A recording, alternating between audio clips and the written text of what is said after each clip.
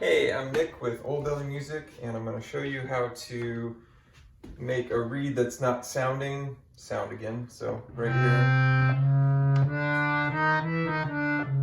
so that C sharp, obviously right now, there's no sound coming out of the male reed.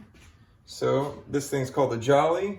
Moving it to the side, I'm going to take 2 screws out right there and right there. Set that to the side.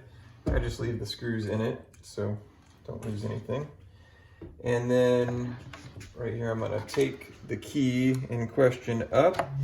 All right, and right down here, you have your lower reed, which is making sound. And then that is your upper reed, called the male reed, which is currently not making sound. I'm gonna grab a toothpick, and I'm just gonna give this reed a nudge. And it's making sound again. All right, so put that back in place, put the spring wire back in. Everything's working well again, so you just put this back here, line it up.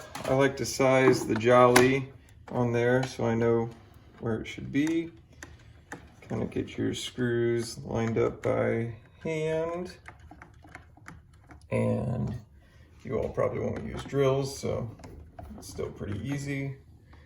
Once you hit the end of a screw thread, you just stop, don't go any further.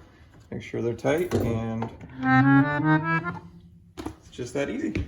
So, yeah, olddelimusic.com, that's where you find our store. And again, I'm Nick, thanks for watching the video, and take good care.